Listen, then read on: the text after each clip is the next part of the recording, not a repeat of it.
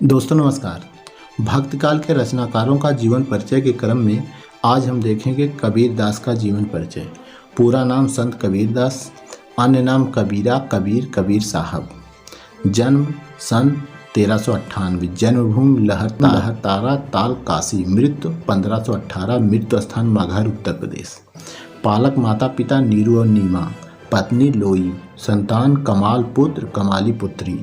कर्मभूमि काशी बनारस, कर्म क्षेत्र समाज सुधारक कवि। मुख्य रचनाएं साखी, शबद और रमैनी। विषय सामाजिक। भाषा अवधी, सधुकड़ी, पंचमेल, खिचड़ी। शिक्षा निरक्षर, नागरिकता भारतीय। अन्य जानकारी। कबीर का कोई प्रमाणिक जीवन वृत्त आज तक नहीं मिल सका, जिस कारण इस विषय में निर्णय लेते समय अधिकतर जनश्रुतियों, सांप्रदायिक ग्रंथों और विविध उल्लेखों तथा इनकी अभी तक उपलब्ध कतिपय फुटकर रचनाओं के अंतःसाध्य का ही सहारा लिया जाता रहा है। कबीर का नाम कबीर दास, कबीर साहब एवं संत कबीर जैसे रूपों में भी प्रसिद्ध है। ये मध्यकालीन भारत के स्वाधीन चेता महापुरुष थे और इनका परिचय प्रायः इनके जीवन काल से ही इन्हें सफल साधक, भक्त, कवि, मत प्रवर्तक अथवा समाज सुधारक मानकर दिया जाता रहा है तथा इनके नाम पर कबीरपंथी नामक संप्रदाय भी प्रचलित है। कबीरपंथी इन्हें एक अलौकिक अवतारी पुरुष मानते हैं और इनके संबंध में बहुत सी चमत्कारपूर्ण कथाएं भी सुनी जाती हैं।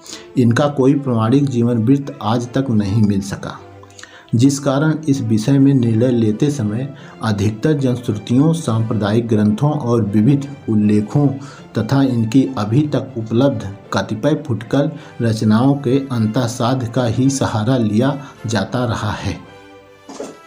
फलतः इस संबंध में तथा इनके मत के भी विषय में बहुत कुछ मतभेद पाया जाता है। संत कबीर दास हिंदी साहित्य के भक्ति काल के इकलौते ऐसे कवि हैं जो आजीवन समाज और लोगों के बीच व्याप्त आडंबरों पर कुठाराघात करते रहे। वह कर्म प्रधान समाज के पैरोकार थे और इसकी झलक उनकी रचनाओं में साफ झलकती है। लोक कल्याण हेतु ही मानो उनका समस्त जीवन था। कबीर को वास्तव में एक सच्चे विश्व प्रेमी का अनुभव था। कबीर की सबसे बड़ी विशेषता उनकी प्रतिभा में अबाध गति और अदम्य प्रखरता थी। समाज में कबीर को जागरण युग का अग्रदूत कहा जाता है। डॉक्टर हजारी प्रसाद द्विवेदी ने लिखा है कि साधना के क्षेत्र में वे युग युग के गुरु थे। उन्होंने संत काव्य का पथ प्रदर्शन कर साहित्य क्षेत्र में नव निर्माण किया था। जीवन परिचय। कबीर दास के जन्म के संबंध में अनेक किंवदंतियां हैं। कबीर पंथियों की मान्यता है कि कबीर का जन्म काशी में लहरतारा तालाब में उत्पन्न कमल के मनोहर पुष्प के ऊपर बालक के रूप में हुआ। कुछ लोगों का कहना है कि वे जन्म से मुसलमान थे और युवावस्था में स्वामी रामानंद के प्रभाव से उन्हें हिंदू धर्म की बातें मालूम हुई।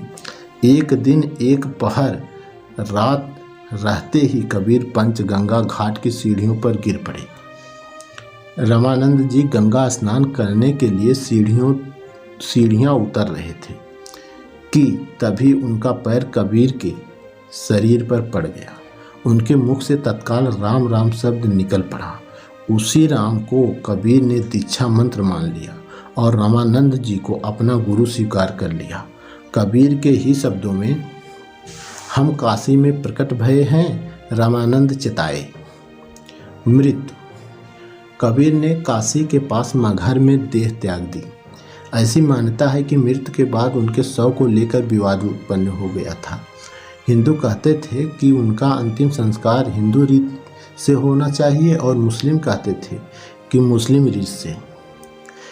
इसी विवाद के चलते जब उनके शव पर से चादर हट गई तब लोगों ने वहाँ फूलों का ढेर पड़ा देखा।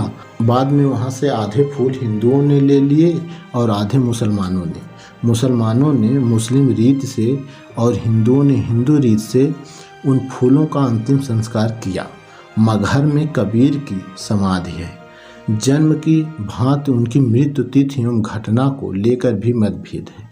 किंतु अधिक विद्वान उनकी मृत्यु संवत 1575 विक्रमी मानते हैं, लेकिन बाद के कुछ इतिहासकार उनकी मृत्यु 1448 को मानते हैं। आज इस वीडियो में बस इतना ही।